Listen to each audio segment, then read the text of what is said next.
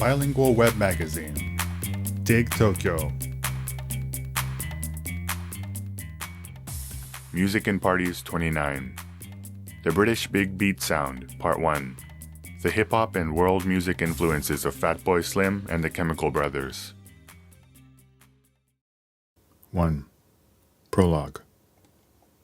In the 80s and up through the beginning of the 90s, DJs led mostly underground existences, relegated to the shadows behind the decks and corners of nightclubs.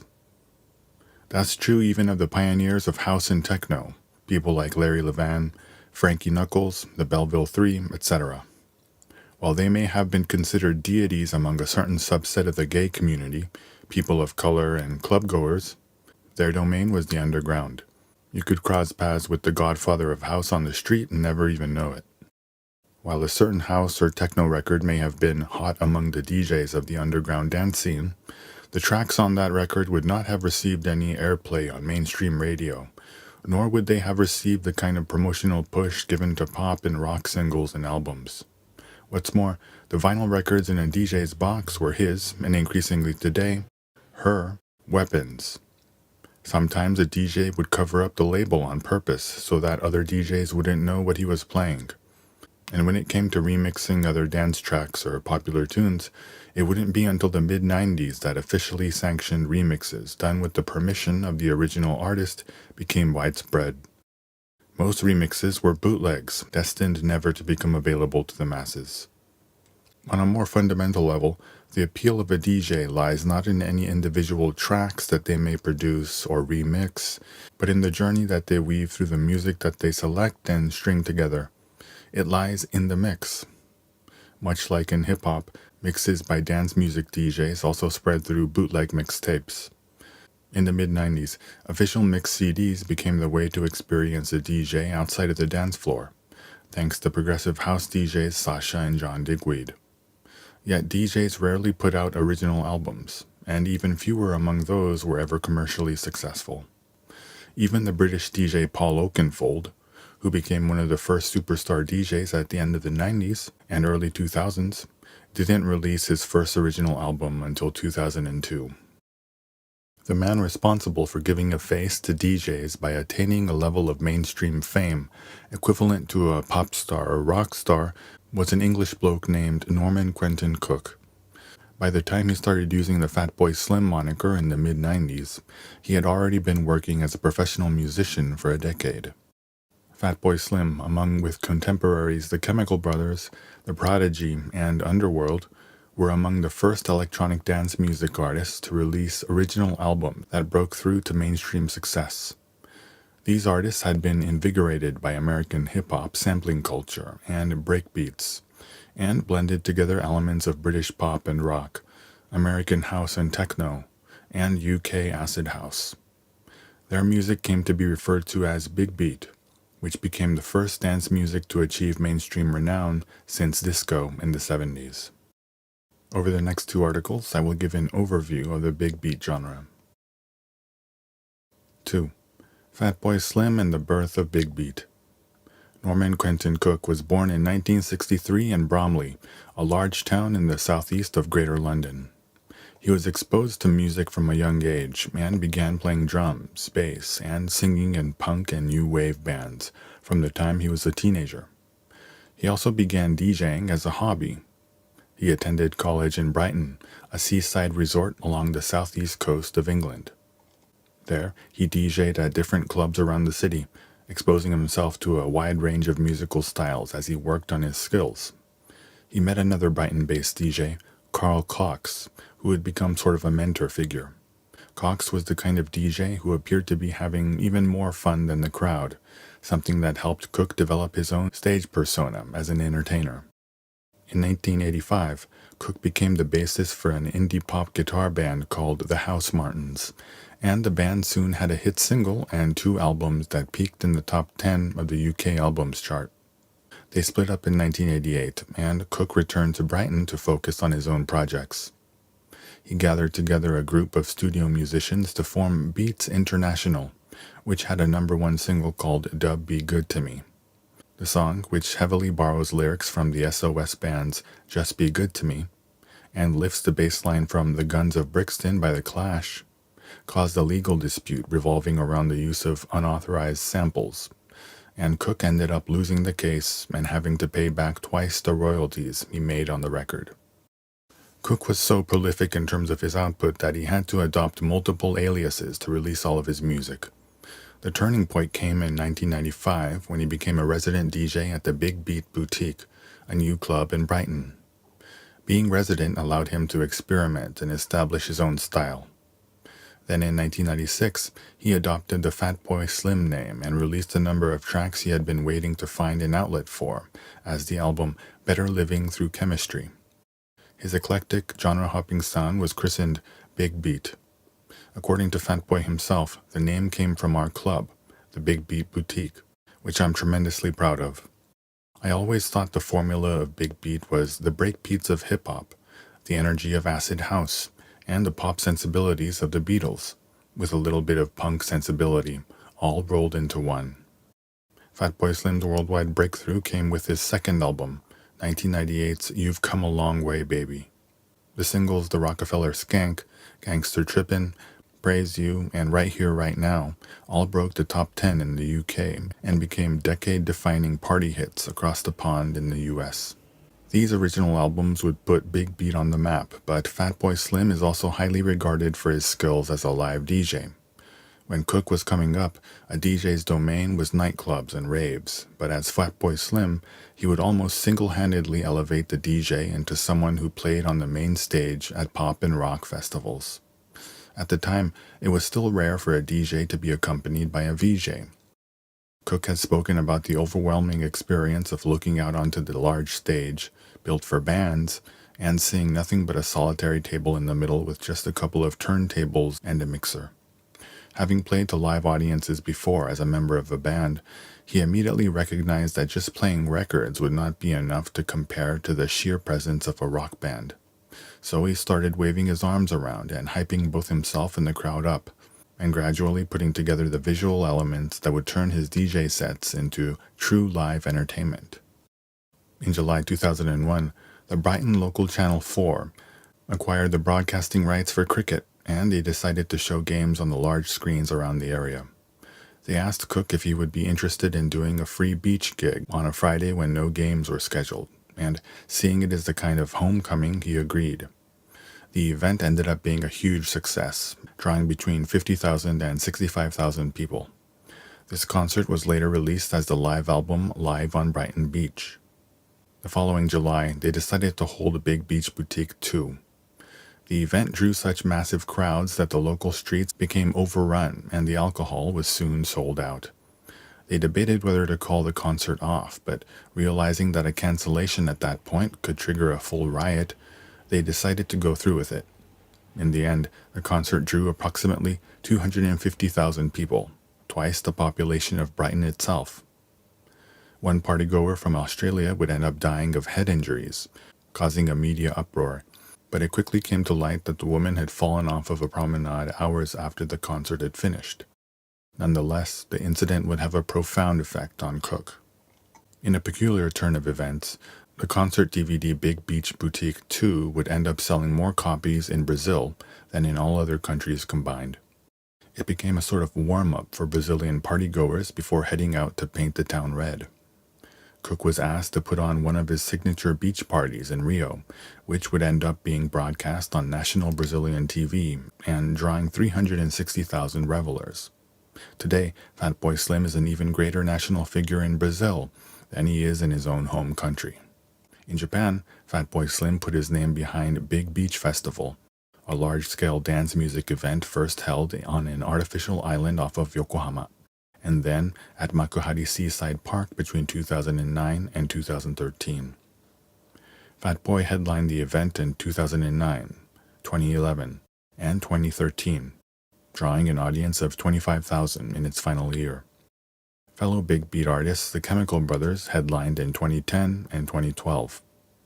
In the first half of the 90s, Fatboy Slim and the Chemical Brothers had evolved a Big Beat sound alongside one another at a legendary club night called Heavenly Social. 3. From Dust to the Chemical Brothers. Tom Rowlands and Ed Simons were both born in the suburbs of London and were childhood classmates. From the time they were in their early teens, they were both into new wave as well as rare groove and hip-hop music. When Simons went to the University of Manchester to study history, Rowlands followed him mostly to immerse himself in the Manchester music scene, especially the Hacienda, one of the epicenters of the Second Summer of Love. It was at the Hacienda that Rowlands and Simons would be baptized into the acid house scene. Rowlands and Simons began DJing at the back of a local pub in 1992. They called themselves the Dust Brothers, taking the name of an American hip-hop production duo best known for their work on the Beastie Boys album Paul's Boutique.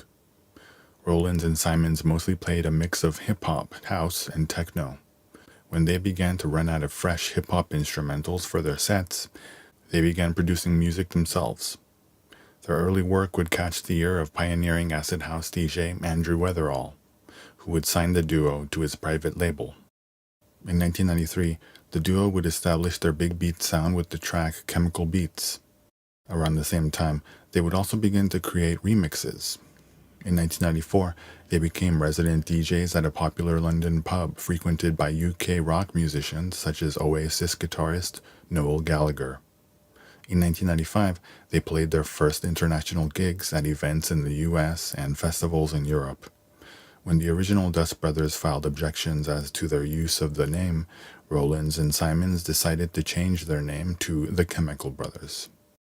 Now reborn, the duo released their debut album Exit Planet Dust in July 1995, which reached number 9 on the UK album charts.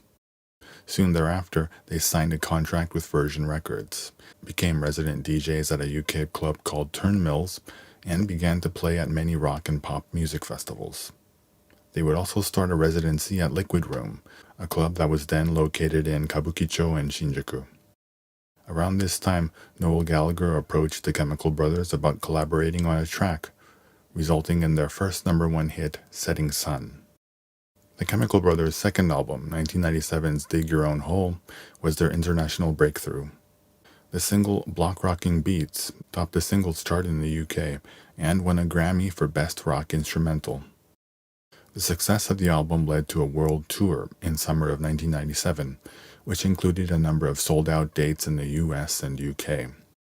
The duo had joined Fatboy Slim as the faces of a movement that was breaking through to the mainstream. By the late 90s, Big Beat had fully arrived and been embraced by mainstream audiences, to the point where it was being used to soundtrack films and commercials. The pioneers of the genre, however, were beginning to grow tired of the narrowing of a genre that had initially been amorphous and free. They began to shift away from the in-your-face party music to tunes that were more danceable. In their third album, 1999's Surrender, the Chemical Brothers began to swap out their breakbeats for more four-on-the-floor house beats, a transition best encapsulated in their classic Hey Boy, Hey Girl. The sampled vocals, Hey Girls, B-Boys, Superstar DJs, Here We Go, not only pay tribute to Chemical Brothers' roots, they seem to be foreshadowing the arrival of EDM in the 2000s and 2010s. In the new millennium, the Chemical Brothers would continue to produce new tracks, collaborations, and remixes, incorporating more hip-hop and world music influences, while reaffirming their commitment to getting people to dance. On their fourth album, Come With Us, the track It Began in Africa incorporates tribal beats and a trance-like feel, while Star Guitar is a Balearic beat. On their fifth album, Push the Button, they would blend together hip-hop and Middle Eastern-sounding strings on the opening track, Galvanize. 4. The music videos of Spike Jonze and Michel Gondry. The global rise of Fatboy Slim and the Chemical Brothers was bolstered by the heavy airplay of their groundbreaking music videos. The video for Fatboy Slim's Gangster Trippin' was directed by Roman Coppola, the son of new Hollywood icon Francis Ford Coppola. The video for Praise You features a fictional dance group led by Spike Jonze acting as a flash mob in front of the Fox Bruin Theater in Westwood, LA. The video won 3 awards at the 1999 MTV Video Music Awards: Breakthrough Video, Best Direction, and Best Choreography. Jonze had also directed the video for Weapon of Choice, a track off of Fatboy's third album, Halfway Between the Gutter and the Stars. Video features the actor Christopher Walken dancing in a deserted hotel lobby, and won a number of MTV awards as well as a Grammy for Best Music Video. The song uses a prominent sample of the song Into My Own Thing by Sly and the Family Stone, and features vocals by funk bassist Bootsy Collins. Jonze also directed the music video for the Chemical Brothers song Electrobank, which depicts a gymnastics competition with his future wife, Sofia Coppola, as one of the competitors. Several other famous music videos from the Chemical Brothers were directed by Michel Gondry. Gondry had already established himself with innovative videos for Bjork in the early 90s and Daft Punk in the mid-90s. In 1999, he directed the video for Let Forever Be. In 2002, Gondry also directed the video for the Balearic beat track Star Guitar, which consists of a continuous shot filmed from the window of a speeding train. The buildings and objects passing by appear exactly in time with the beats and other musical elements of the song. Gondry also directed the music video for 2015's Go, which features a group of female dancers making synchronized movements that evoke the wheels of a steam locomotive. Feels like somewhat of a retread of Galvanize. In 2019, Gondry directed the video for the groovy disco tune, Got to Keep On. Among the dancers participating in this modern take on Soul Train is Jessica Raybone, the younger sister of Japanese television personality Becky. The song won a Grammy for Best Dance Recording in 2020.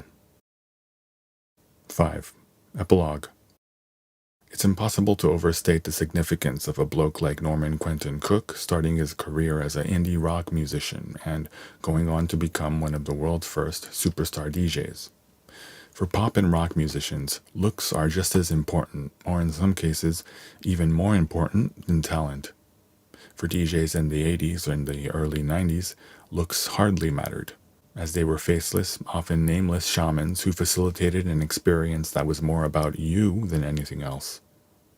Fatboy Slim changed the game by attaining pop star, rock star levels of fame, without pop star looks or rock star charisma, although the man certainly has a stage presence. The amazing thing is that while pop and rock musicians often have a band and live instruments to amplify their presence, Fatboy Slim made legions of non-clubbers and non-ravers go crazy just by mixing records together. The same could be said for the Chemical Brothers, two white men with an ear for hip-hop and a drive to forge their own sound, which they sold back to audiences in the US. They were DJs ostensibly doing nothing more than pushing a button, but they were button pushers who were headlining massive music festivals. Much as brands like the Rolling Stones led the British invasion of the 60s, artists like the Chemical Brothers led the big break invasion of the late 90s. At the movement's peak, they were making remixes for rock groups and pop artists and featuring hip-hop MCs on their music. Unfortunately, all good things come to an end. By elevating Big Beat to the mainstream, these artists were also sealing its fate. Nevertheless, their efforts would pave the way for the rise of EDM in the late 2000s and 2010s. Ironically, dance music's old British blokes would eventually find themselves performing alongside baby-faced bedroom DJs on the world's biggest stages. Music and Parties 29. The British Big Beat Sound, Part 1. The hip-hop and world music influences of Fatboy Slim and the Chemical Brothers.